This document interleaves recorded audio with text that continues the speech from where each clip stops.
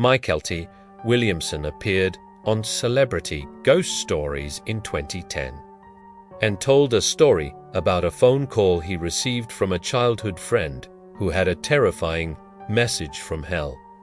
Mykelti Williamson is best known for playing Bubba in Forrest Gump. This is not a story I tell people all the time.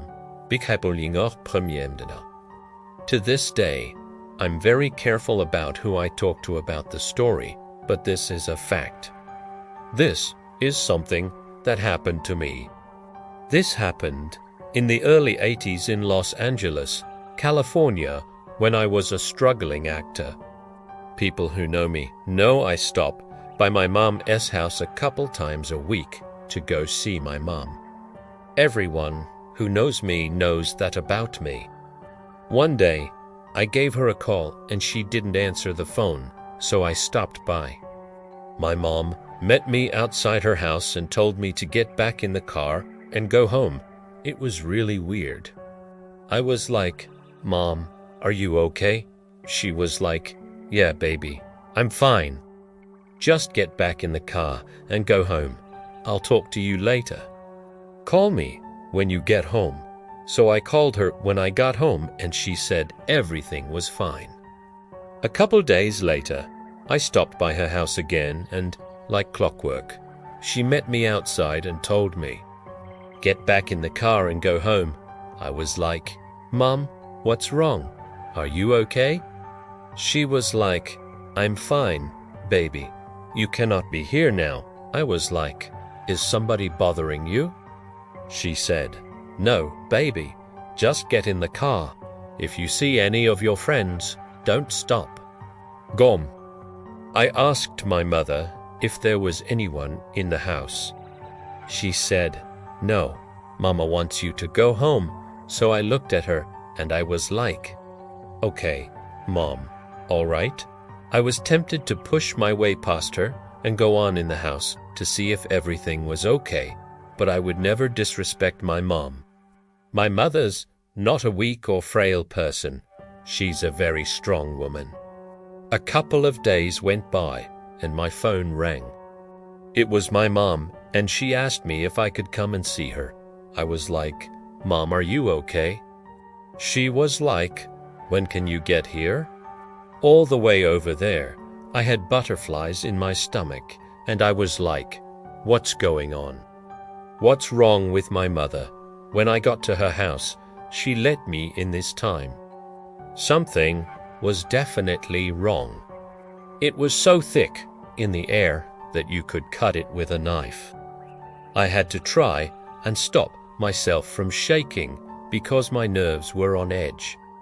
There were some guys in the neighborhood I had grown up with. One of the kids was named Adrien. We were best friends. Adrien always found a way to do things the wrong way. I was able to forgive him for a lot of the dumb stuff that he did. He was the kind of kid who would go off and do some dirt on his own and come back, and you'd see that he had a new watch or a new necklace or something. It seemed like something was driving him to do wrong, and even when you snapped him out of it, he couldn't tell you why he did it. I could always find a way to talk him into doing the right thing because I knew even then what karma was all about. I understood that spiritual law that what goes around comes around. We sat down and my mom said, "I'm sorry to tell you that Adrien got killed last night. His cousin shot him and killed him in the middle of the street." I was just stunned.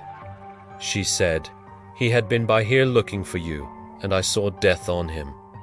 My grandmother could actually see spirits, and my mother could see death on a person before they died. She didn't want our paths to cross because she saw death on him so strong. She knew there was nothing she could do to turn that tide, and he was definitely going to die soon. I was like, "Mom, maybe I could have helped him." She was like, "No, there was nothing you could have done. Death was on him too strong and his time was up." I went back to my apartment and I was really disturbed over the whole thing. I sat in disbelief for a long time, and I kept thinking, what if I had seen him? What if things had been different? The following evening, I called my girlfriend, and she came over for dinner. Just as we're sitting down to eat, the phone rang, and my girlfriend answered it. All the color went out of her face, and I knew something was wrong. She said, "It's a collect call from Adrien." I took the phone and said, "Hello." The voice on the other end of the phone was the voice I knew all of my life from childhood. This was my friend Adrien. He called me Mike. Mike. There was only 3 or 4 people in my life who called me Mike because I hated being called that, and right off the bat, I knew his voice. It was him. He said, "Help me. Help me. You know how to help me." I was like, "Adrien, where are you?" He said, "They're trying to take me inside." I ran away. "Help me. You gotta help right me now before they get back." I could hear all these voices screaming and a sound like a roaring fireplace, where you could hear the heat cut through the air. I could hear him begin to fight, and he was being overpowered. He kept screaming, "No, no, no, let me go. I'm not going." And he was screaming my name, Mike, Mike, Mike. Then the phone just went dead. I stood there for a long time. It's very hard to be on the phone with a person you can't help. I talked it over with my girlfriend, and she told me to call the operator and see if they could trace the call. They couldn't. The operator told me that if it was a collect call, it would be reflected on my bill. I knew the date, the time, everything. But when the phone bill came, that phone call wasn't on my bill. This was a phone call that I received from the other side, and he made contact with me through a telephone. He kept saying that I knew how to help him, and to this day, I'm still baffled as to exactly what he meant. I really don't know how I could have helped him. I wish I did, but I don't. The phone call was a message to me because I was taught that hell is a real place. There's always consequences. Had I been with him when death came, it could have taken me as well. I know that the spirit world is very real, but I would just say, don't be afraid. Just make sure that you walk in the light, because that's the only protection you have.